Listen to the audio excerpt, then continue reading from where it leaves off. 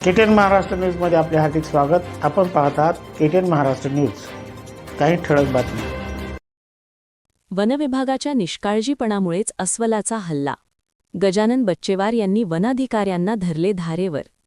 पीडित कुटुंबांना तातडीने मदत देण्याची मागणी, अन्यथा तीव्र आंदोलनाचा इशारा।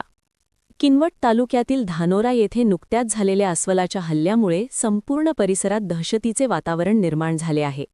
या घटनेची माहिती मिळताच शिवसेना युवा नेते गजानन बच्चेवार यांनी तातडीने घटनास्थळी धाव घेत परिस्थितीची पाहणी केली।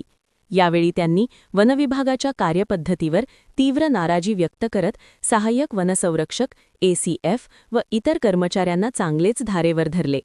वनविभागाच्या दुर्लक्षामुळेच ही दुर्दैवी घटना घडल्याचा थेट आरोप त्यांनी यावेळी केला। धानोरा परिसरात अस्वलाने केलेल्या हल्ल्यात नागरिक जखमी झाले असून परिसरात भीतीचे सावट आहे। गजानन बच्चेवार यांनी रुग्णालयात जाऊन जखमींची भेट घेतली आणि त्यांच्या प्रकृतीची विचारपूस केली। यावेळी पीडित कुटुंबांना तातडीने आर्थिक मदत आणि योग्य उपचार मिळवून देण्यासाठी त्यांनी प्रशासनाकडे ठाम मागणी लावून धरली। वनविभागाला स्पष्ट इशारा। नागरिकांच्या जीवाशी खेळणारा वनविभागाचा निष्काळजीपणा शिवसेना कदापि खपवून घेणार नाही, अशा स्पष्ट शब्दात बच्चेवार यांनी अधिकाऱ्यांना बजावले। केवळ घटना घडल्यानंतर जागे न होता भविष्यात अशा घटना टाळण्यासाठी वनविभागाने ठोस पावले उचलणे गरजेचे आहे।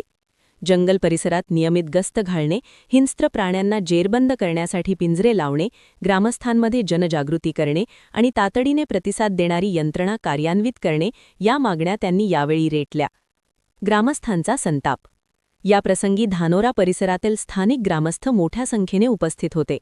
वनविभागाला वारंवार सूचना देऊनही उपाययोजना केल्या जात नाहीत, असा संताप नागरिकांनी व्यक्त केला।